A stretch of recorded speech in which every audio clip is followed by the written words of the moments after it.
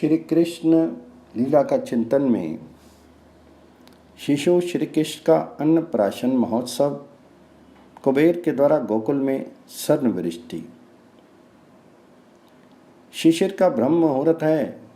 2 घड़ी पश्चात माघ शुक्ला चतुर्दशी का प्रभात होगा। इसी के साथ ब्रजेंद्र नंदन के अन्नप्राशन का उत्सव समारोह भी आरंभ होगा। मानो इसकी सूचना प्रातः समीर को भी मिल चुकी है, इसलिए वह गवाक्षरंध्रों के पद से आकर प्रथम पर्यंक शायनी ब्रजेंद्र महिषी के, फिर उनके वक्षस्थल पर विराजित निद्रित ब्रजेंद्र नंदन श्री कृष्णचंद्र के पादारविंद उसने स्पर्श किए। स्पर्श से कृतार्थ होकर राशि राशि कुंद पुष्पों से संचित परिमल अपने दुकूल से निकाल करके शयनागार में सर्वत्र बिखेर दिया।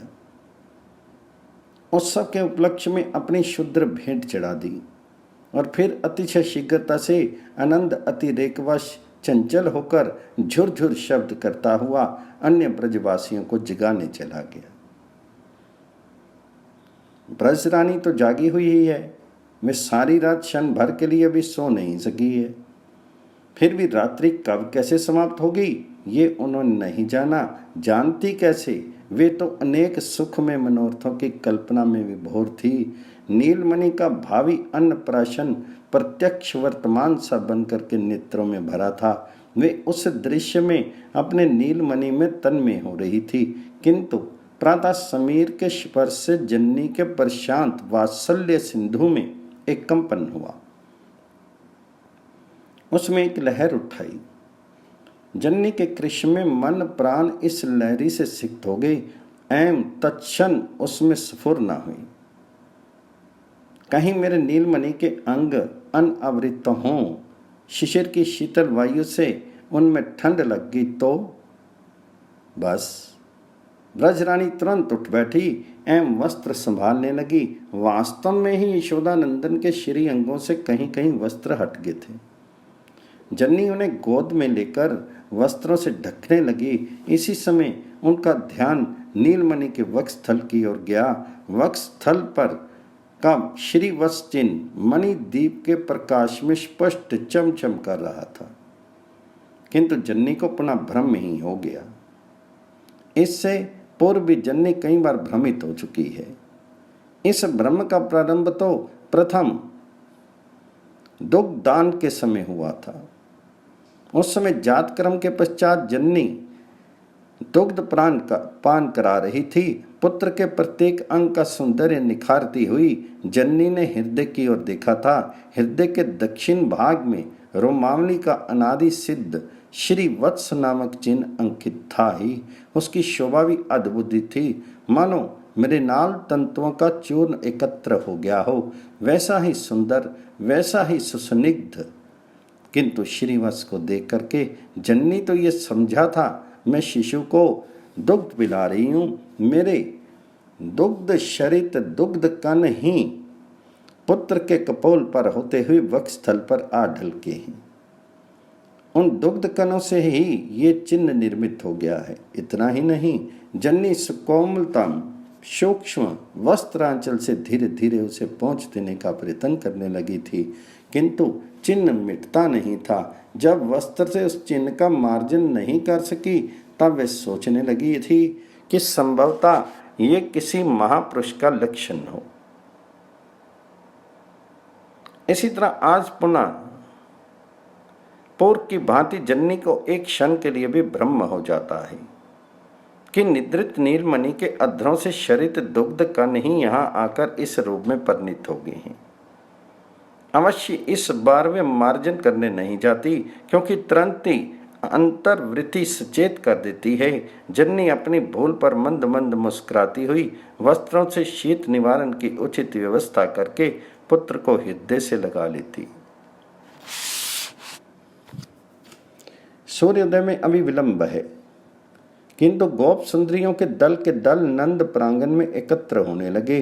घड़ी भर दिन चढ़ते चढ़ते तो नंद भवन गोप वनिताओं से सर्वत्र परिपूर्ण हो गया। नंद भवन में पूर्व महिलाओं के लिए समय असमय की रोकथाम तो है नहीं, तथा व्रजपुर में नंद नंदन के अन्नप्राशन मुहूर्त की सूचना फैल चुकी है। इसलिए आज यमुना स्नान करके कितनी ही गोप सुंदरियां तो घर भी नहीं गई, सीधे नंद भवन में ही चली आई। जिनके अतिशय अल्प वयस्क पुत्र हैं, उन्हें ही आने में कुछ विलंब हुआ, पर आई सब।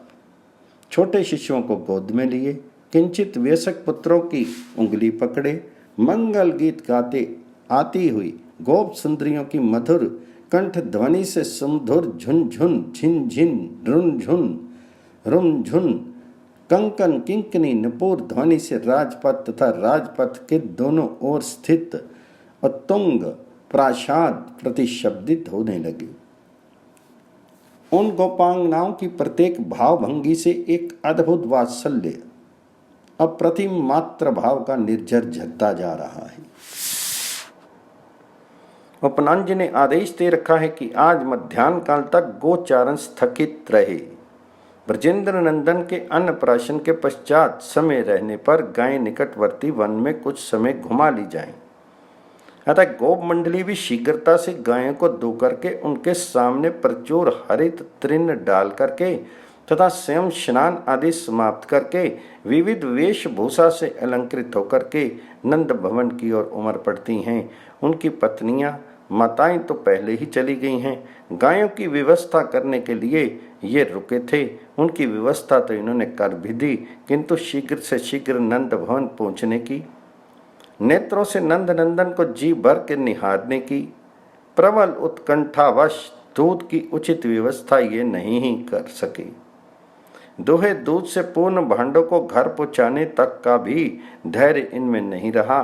कुछ ही भांड घर आए, अधिकांश गोष्ठ में ही रह गए, और तो क्या बहुत सी गायें बिना दुहे ही रह गई।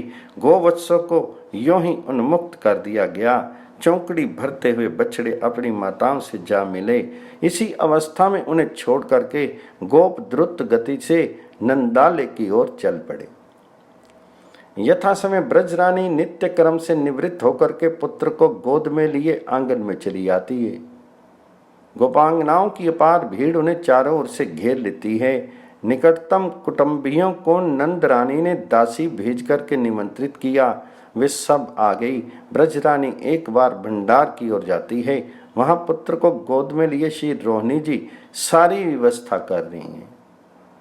आजू काना करिहे अन्नप्राशन, मणि कंचन के थार भराए, भांति भांति के वासन।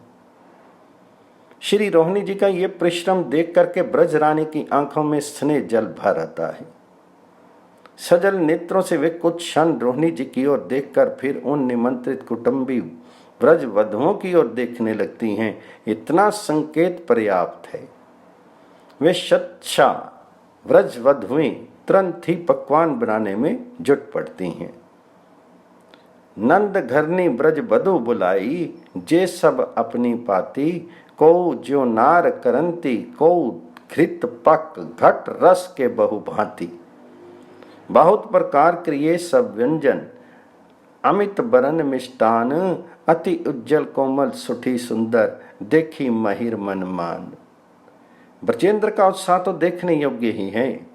उनकी योजना ऐसी है कि उनके पुत्र का अन्नप्राशन उत्सव अतीत एवं भविष्य के इतिहास में अद्वितीय बन जाए। नंद प्रासाद से संलग्न कलंदी तीर पर्यंत विस्तीर्ण सुमनोहर नंद उद्यान में ब्रजेंद्र ने एक नई सृष्टि सी रच दी है। उस रम्य उद्यान में 9 छोटी छोटी नदियों का निर्माण हुआ है। जल की नदियां नहीं, विभिन्न भोज्य रसों की। पहली नदी दधी की है, उसमें दधी की धवल धारा बह रही है। दोनों तट दधी से भरपूर हैं। दूसरी गोदुग्ध की नदी है, निर्मल उज्जवल शीतल दुग्ध प्रवाहित हो रहा है। तीसरी नदी घृत की है, पीतवर्णा। ये घृत नदी मंद गति से प्रवाहित हो रही है। दोनों किनारे घृत सिक्त हो गए हैं। चौथी गुड़ की नदी है, पीताब गुड़ की। ये पियसनी अत्यंत स्थिर सी है, मानो सचमुच ही किसी नदी की पीताब जलधारा हिम के संयोग से जम गई हो। ऐसी इस गुड़ कुल्या, गुड़ की नदी की शोभा है। पांचवी तेल नदी प्रवाहित हो रही है, मंद मंथर गति से धीरे धीरे जमुना की ओर इसकी गति है। छठी नदी अत्यंत विस्तीर्ण है, ये मधुकुल्या है, इससे मधुधारा बह रही है। सातवीं नवनीत नदी है, उज्जवल हिमपिंड की भांति नवनीत खंड जम से गए हैं, अत्यंत शांत सी प्रतीत हो रही है, इसका प्रवाह परिलक्षित नहीं होता है। इन 7 के अतिरिक्त तक्र नदियां भी हैं, ये कई हैं तथा द्रुत गति से झरझर करती हुई जमुना की ओर भागी जा रही हैं। कुछ शर्करोदक नदियां हैं, इनकी शर्करा मिश्रित मिष्ट जल धारा अत्यंत प्रखर गति से उद्यान की परिक्रमा कर रही है। इन नदियों के मध्यवर्ती देश में उज्जवल प्रस्तर खंडों से पटी हुई भूमि पर बृजेंद्र ने शाली तंडलों के 100 एवं पृथक तंडलों अर्थात चिवड़ों के 100 पर्वत बनवाए हैं। वही 7 लवण पर्वतों का भी निर्माण कराया है। इसी तरह शर्करा के 7 एवं लड्डू के 7 पर्वत निर्मित किए हुए हैं। परिपक्व समधुर फलों के 16 पर्वत रचे गए हैं। यावचूर्ण अर्थात जौ के आटे तथा गोधूम चूर्ण अर्थात गेहूं के आटे के भी अनेक पर्वत बने हैं। मोदकों का पर्वत निर्मित हुआ है, विशेष कौशल से निर्मित अत्यंत सुस्वादु एक प्रकार की पूरियों के अनेक पर्वत किए गए हैं। इन पूरियों के पर्वतों पर राशि राशि सुसंस्कृत लड्डू रख दिए गए हैं। इनसे कुछ हट करके बृजेंद्र ने 7 कोड़ियों के पर्वत बनवाए हैं। वहीं पर सुवासित जलयुक्त कपूर आदि मिश्रित चंदन अगरू कस्तूरी कुमकुम समन्वित तांबूलों का अत्यंत विस्तृत पर द्वारहीन एक मंदिर निर्माण करवाया है। विभिन्न जाति की रत्न राशि एवं स्वर्ण सुरम्य मुक्ता फल तथा प्रवाल पुंज ढेर के ढेर यथास्थान रख दिए गए हैं। रंग बिरंगे सुंदर वस्त्र एवं सुंदर आभूषणों के स्तूप लग गए हैं। जिस आंगन में श्री कृष्ण चंद्र अन्नप्राशन करेंगे उसे भी बृजेंद्र ने स्वयं उपस्थित रहकर सजाया है। सुमार्जित चंदनवारी से सर्वत्र सिक्त विशाल सुंदर प्रांगण में चारों ओर से ऊंचे ऊंचे सघन कतली स्तंभ खड़े कर दिए गए हैं। कदली स्तंभों पर यथास्थान सूक्ष्म वस्त्रों में ग्रथित आम्र नवपल्लव टंगे हैं। स्थान स्थान पर फल पल्लव समन्वित चंदन अगरू कस्तूरी पुष्प परिशोभित अनेक मंगल कलश रखे हैं। कलश के समीप पुष्प समूहों के चित्र विचित्र वस्त्रों के ढेर लगे हैं। ब्राह्मणों के विराजने के लिए यथास्थान आसन एवं उनकी पूजा के लिए मधु पर पूरित अनेक पात्र रखे हैं। शत शत स्वर्ण सिंहासन दान के लिए सजा सजा कर रखे हुए हैं। ये सारी व्यवस्था बृजेंद्र ने केवल 3 पहर में की है। असंख्य गोप सेवकों को लेकर के आधी रात के समय ब्रजेश्वर ने कार्य प्रारंभ किया था। पहर दिन चढ़ते चढ़ते सारी व्यवस्था पूर्ण हो गई है। अब इधर रेती नक्षत्र भी प्रारंभ हो चुका है, शुभ योग भी आ गया है। आज चंद्र तो मीन लगन में अवस्थित है ही। ब्राह्मण भी कदली मंडप में पधार गए हैं, अतः अविलंब क्रिया आरंभ हो जाती है। शास्त्र विधि का अनुसरण करते हैं ब्रजेंद्र ब्रजरानी दोनों ही पुनः मंगल स्नान करते हैं। स्वयं निवृत्त होकर फिर ब्रजेश्वरी श्री कृष्ण चंद्र को स्नान कराती है।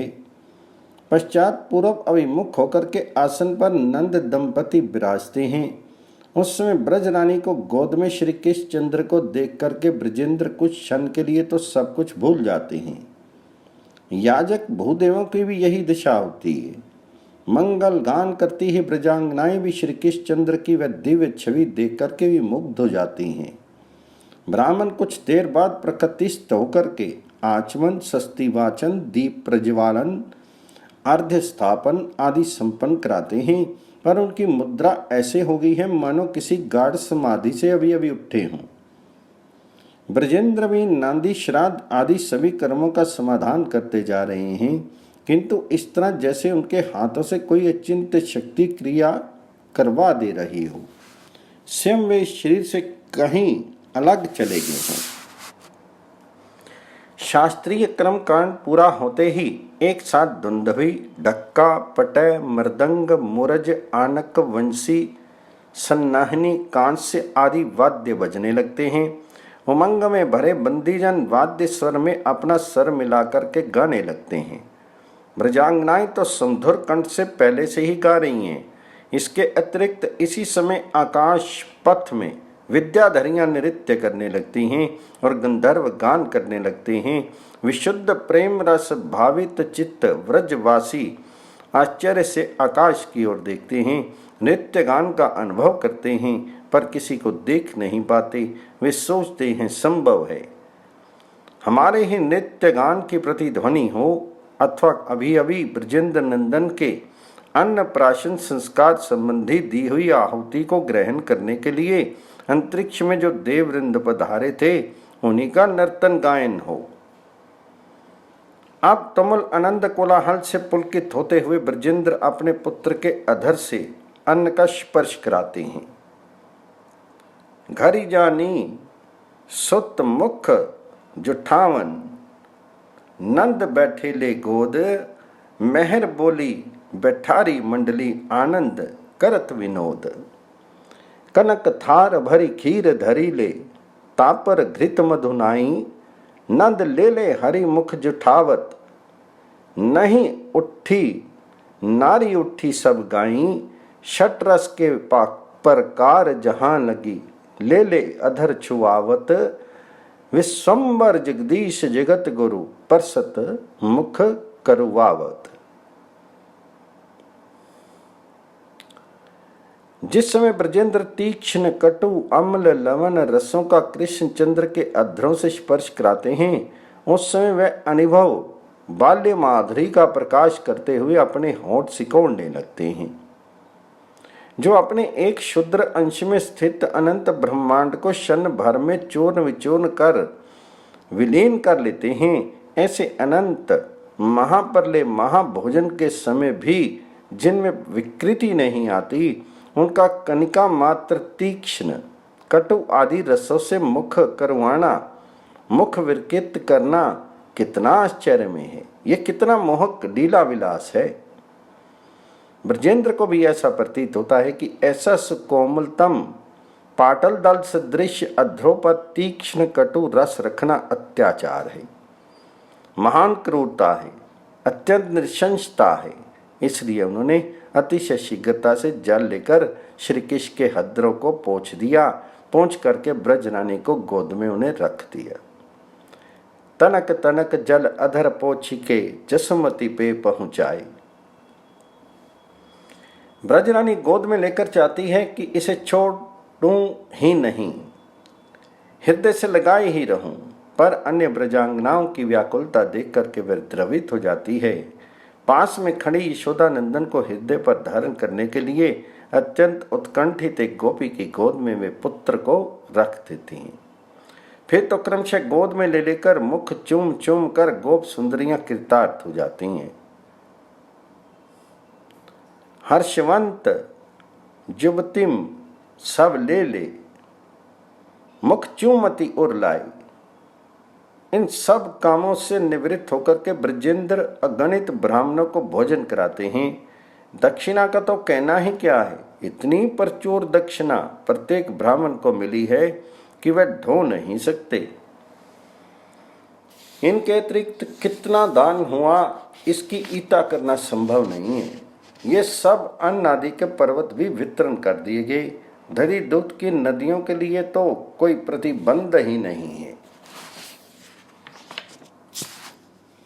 जो चाहे जितना चाहे उसमें से ले सकता है। बहुतों ने लिए भी, पर वे है तो नदी है, चतुर्थांश भी रिक्त नहीं हो उसका। इसलिए वे आनंद उन्मत्त हुए गोपों की, गोप बालकों की क्रीड़ा स्थली बन गई। उनमें कूद कूद कर वे स्नान करने लगे। ब्रजेंद्र ने सोच समझकर ही इनका निर्माण कराया था। ब्रजेंद्र नंदन के जन्म उत्सव के उपलक्ष्य में दूध दही बिखेर करके गोपों ने दुग्ध की धारा बहा दी थी, गर्त बना दिए थे। आज ब्रजेंद्र ने उनका आनंद वर्धन करने के लिए अपनी ओर से दधी दुग्ध आदि की नदियां बहा दी। ब्राह्मण भोजन अतिथि सत्कार समाप्त करके गोपकुल के साथ ब्रजेंद्र भोजन करने बैठते हैं। मेहर गोप सब ही मिल बैठे, पनवारे परसाए, भोजन करत अधिक रुचि उपजी, जो जाके मन भाई। ब्रजेंद्र भोजन करके उठे ही थे कि कुछ गोप बालकों ने आकर कहा, बाबा हम लोग तो यहाँ थे, उत्सव में विभोर थे, पीछे से किसी ने आकाश से समस्त गोकुल में स्वर्ण की वृष्टि की है। वास्तव में ही वृष्टि हुई थी। कुबेर दर्शन कर कृतार्थ होने की आशा से श्री कृष्णचंद्र का अन्नप्राशन देखने आए थे। मन में आया, अपने स्वामी ब्रजेंद्र नंदन श्री कृष्णचंद्र को मैं क्या भेंट चढ़ाऊं? मेरे पास है ही क्या? सब वस्तु तो उन्हीं की ही है, पर उनकी वस्तु ही उन्हें अर्पण कर देने पर वे प्रसन्न हो जाते हैं, फिर संकोच क्या है?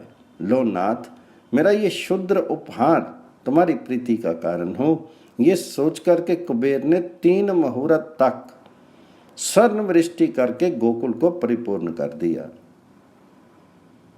गोप इस स्वर्ण वृष्टि से चकित अवश्य हुए, पर ये उनके आदर की वस्तु नहीं बन सकी। कैसे बने? जिन ब्रजवासियों के सामने ब्रजेंद्र नंदन हैं, उनके लिए इससे तुच्छ अति तुच्छ स्वर्ण राशि का मूल्य ही क्या है? ऐश्वर्य ज्ञान विहीन विशुद्ध प्रेम के आस्वादन में ये ब्रज गोप सुंदरियां तो तन में हैं। उनके लिए ब्रजेंद्र नंदन तत्वता क्या है, इसके अनुसंधान की आवश्यकता नहीं। पर वस्तु स्थिति तो अनुसंधान की अपेक्षा नहीं रखती। वह तो जो है वह रहेगी ही। ये ब्रजेंद्र नंदन ही तो आत्मा के आत्मा हैं, प्रियों के भी प्रीतम हैं। इन्हीं के लिए देह आदि भी प्रिय है। इनसे प्रेम करने में ही जीवन की परम सार्थकता है। शेषाई पुरुष के रूप में ब्रजेंद्र नंदन ने ही तो ये कहा है। ऐसे इन स्वयं भगवान ब्रजेंद्र नंदन को पाकर इनके प्रति अपना मन प्राण न्यौछावर कर देने वाली ब्रजपुर वासियों के लिए तो कुबेर का वैभव अत्यंत नगण्य है। वे भला इस तुच्छ वस्तु को क्या आदर दें? इस तरह ब्रजेंद्र नंदन का अन्नप्राशन संस्कार समाप्त हुआ। उस दिन की संध्या आई, रात्रि आई, फिर नूतन प्रभात आया। जननी यशोदा एवं ब्रजवासियों के लिए ये 8 पहर क्षण के समान बीत गए। जननी तो 8 पहर श्री कृष्णचंद्र का मुख ही देखती रही है। एक दिन से नहीं, 5 महीने 21 दिन हो गए हैं। इतने दिन से वे निरंतर पुत्र की छवि देखती आई है और बरिहार जाती रही है। जननी देखी छवि बलि जाती, जैसे निधनी धन ही पावे, हर्ष दिन अरु राति। बाल लीला निरखी हर्षति, धनी धनी ब्रज नारी, निरखी जननी बदन किलकत, त्रिदशपति ते तारी। धन्य नंद धनी धन गोपी, धन्य ब्रज को वास, धन्य धरनी करण पावन, जन्म सूरज दास। श्री कृष्ण कन्हैया लाल की जय, नंद के गोपाल की जय।